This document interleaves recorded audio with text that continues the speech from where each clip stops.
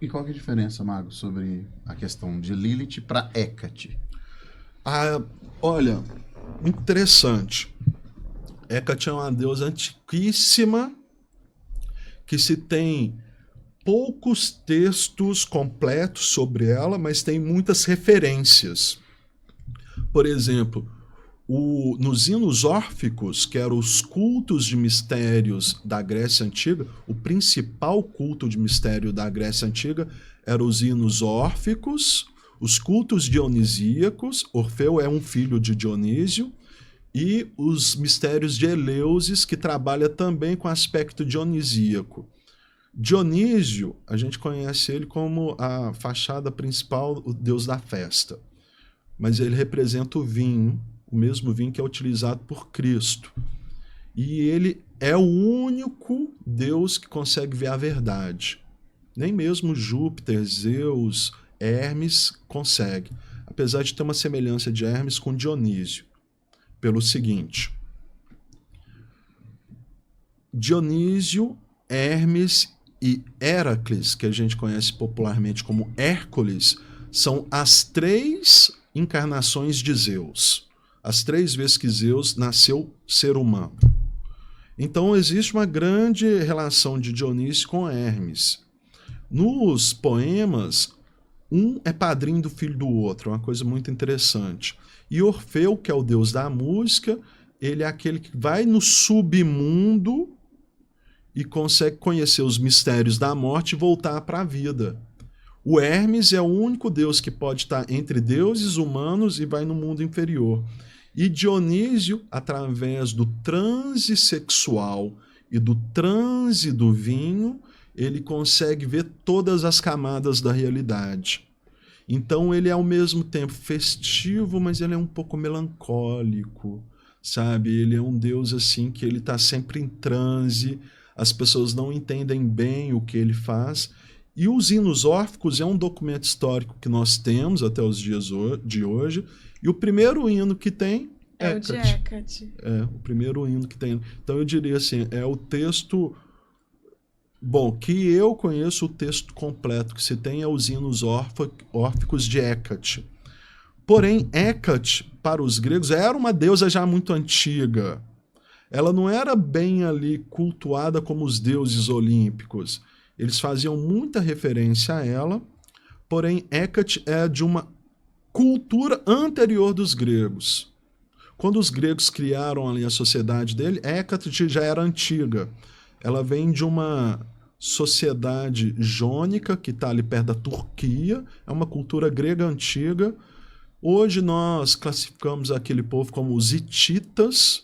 Os hititas, ele está fazendo a transição da cultura mesopotâmica, babilônica, sumérica para os gregos, ou seja, eles estão ali onde está nascendo o rio Tigre e Eufrates, na fronteira da Turquia com a Grécia. Estão compartilhando o mesmo mar, a mesma coisa. Então os gregos olham para Hecate como uma deusa quitônica, um titã. Ela não é uma deusa, ela está acima dos deuses. Ela é uma titaníde, uma mãe dos deuses. E ela tem as suas 3 atribuições. Ela cuida do mundo inferior, da magia e da lua. Os gregos, então, quando eles vão cultuar Hecate, eles cultuam principalmente através de 3 deusas: Artemis, Hera e Atena. Então, a lua, a deusa que vai para o mundo inferior, e a deusa da justiça e sabedoria. A deusa do mundo inferior, que nós chamamos também como Proserpina, ela vai ser a esposa de Hades, e ela tem um pouco do culto de fertilidade nela. Ela tem um certo aspecto de Afrodite. As únicas deusas loiras que existe na Grécia é Hécate e Afrodite, que possuem então essa semelhança com a fertilidade. Na cultura mesopotâmica, Hécate ela tem uma referência com Inanna, que seria uma versão Vênus mais antiga, porque Inanna ela era ao mesmo tempo a deusa da fertilidade, representada por Vênus, e também a deusa da morte. Ela que cuidava dos mundos inferiores. Quando se entra já... Isso é na versão sumérica, a mais antiga que tem. Os sumérios é que começa a escrever. Então a gente está falando de 5.000 anos atrás. Quando a gente pensa nos babilônicos, 4.000, 3.000 anos atrás, Inanna vai virar duas deusas. Uma continua tendo o papel do amor, que vai ser Ishtar. Ela é representada, se não me engano, pela estrela de 8 pontas, ou de 7, eu acho que é de 8. Daí que os judeus vão tirar, por exemplo, a derivação da estrela de 6 pontas. Cada estrela, dependendo do número de pontas que ela tem, representa uma certa divindade. E ela tem um desdobramento que seria a irmã dela. A pronúncia é um pouco difícil de falar, mas seria algo assim, Erixkangar, algo mais ou menos assim. Tem umas vogais ali que travam o som, que é a irmã de Ishtar, que governa o mundo dos mortos. E tem um ciclo de literatura, um livro, que é a descida de Ishtar ao mundo dos mortos, onde ela confronta com a própria irmã. Só que para ela entrar no mundo dos mortos, ela tem que se despindo das coisas da vida. Então é muito interessante essa correlação. A experiência de Hecate, de certa forma, está refletindo essas duas irmãs, porém, porque, olha, o rio Tigre-Eufrates, ele é o rio da Babilônia, é o rio dos Sumérios, mas ele nasce lá na Turquia. Então, quando eles foram subindo o rio, a cultura colocando civilizações, ao chegar ali onde ele nasce, o tempo já havia passado, os séculos já haviam passado, então as referências de Hecate vão ter uma adaptação dessa antiguidade babilônica e sumérica. Ela ganha uma coisa nova. E o mesmo processo se repete com os gregos.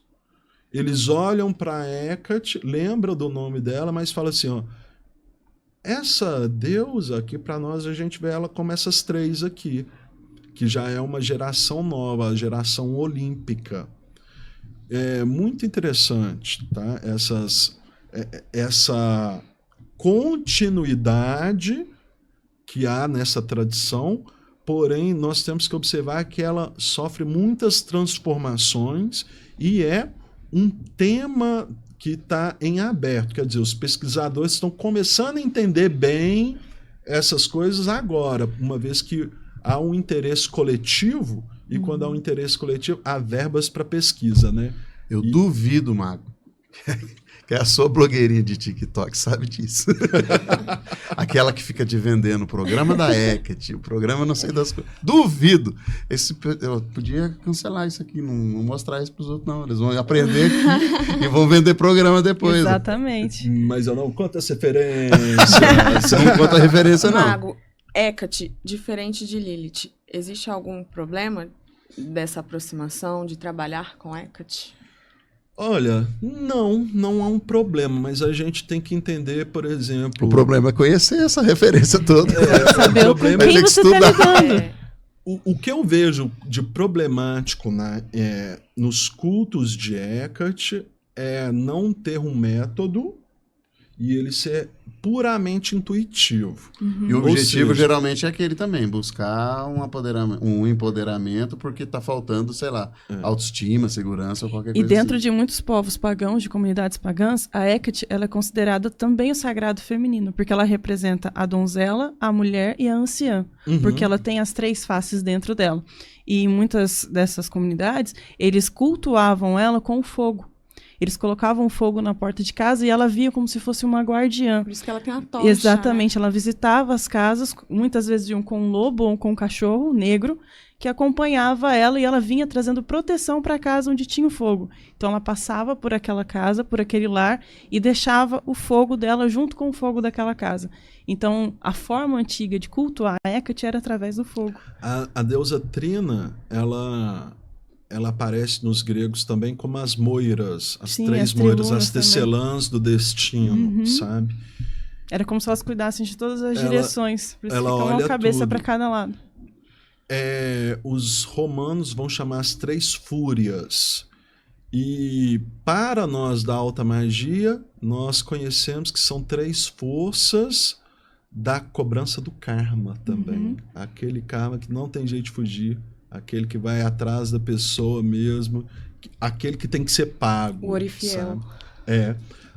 Para nós da alta magia, Hecate é um aspecto de Orifiel, ou seja, um dos avatares de Orifiel. Orifiel que representa aqui com Saturno, deixa eu achar ele aqui. Aqui, ó.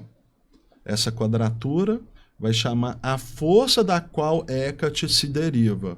Todas as forças relacionadas à morte, elas são uma derivação de Orifiel. Então, Orifiel é o princípio cósmico, Hecate foi uma expressão dela, assim como Hades foi uma outra expressão dessa força. É um desdobramento dessa força, né? Um desdobramento dessa força da natureza que é a morte, mas que permite o renascimento também.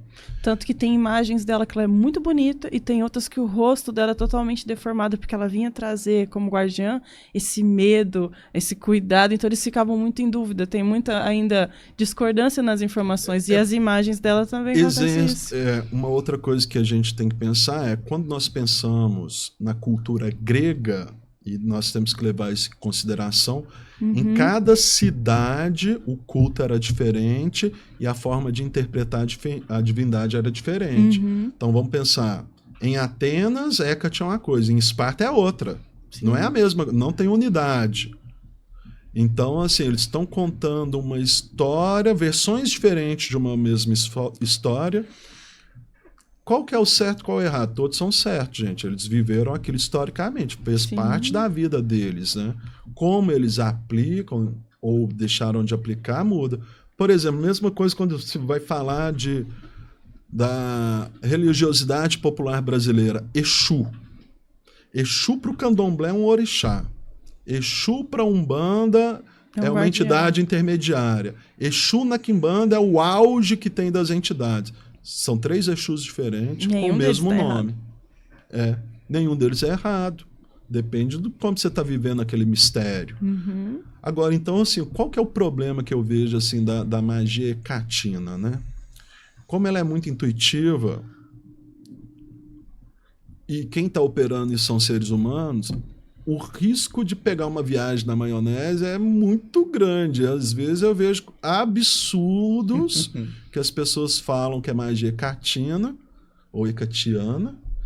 E quando você vai estudar magia, você sabe que ali está acontecendo interdições de magia. Por exemplo, uma coisa que para alta magia é um elemento interditor, sangue e sêmen. Quando você está na presença disso, a sua magia acaba. Eu vejo algumas sacerdotisas, entre aspas, de Hecate, que vão trabalhar com esses elementos achando que está ampliando a magia. Enquanto, na verdade, ela está diminuindo ao máximo. Já vi também sacerdotisas de Hecate que ela se veste, né, se monta toda ali como se fosse uma Hecate, mas ela acha que ela é branca de cabelo preto, né? Não, ela é loura, gente. No atributo lá, quando você vai ler nos hinos, né? Ela fala deusa dos cabelos loiros, porque as deusas, elas são sempre... se falam dos atributos físicos que elas expressam. Por exemplo, Afrodite, cabelo louro, belos sorrisos, e o mais curioso é que ela tem um bumbum redondo. Por isso ela é chamada a Vênus do bumbum bonito. Basicamente isso. Era um atributo de fertilidade ali muito marcante. Quando você vai falar, por exemplo, dos atributos de Ártemis, a deusa virgem, ela não casou, ela é brabona, ela não gosta de homem, vive isolada na floresta e é a maior caçadora de toda. Aí quando ela quer dar uma relaxada, ela chama as sacerdotisas dela para dançarem. Daí que vem a dança das bruxas da natureza. Então, quando a gente fala bruxaria, a gente tem que entender assim, que tipo de bruxaria que é. Qual a vertente? Né? Qual vertente, porque se for ver um documento histórico, se é da Idade Média, é negativo.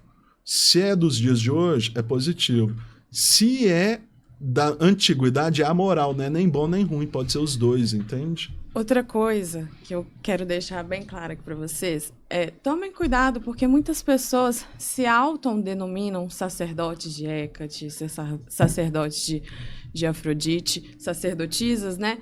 E elas tomam esse título para si sem ter passado por uma iniciação, sem ter ido lá na Grécia, sem ter realmente alguém que a colocasse nessa posição de sacerdócio, né? Então não é porque a pessoa coloca, eu sou sacerdotisa de Hecate, que ela é sacerdotisa de Hecate. Só está escrito na bio dela.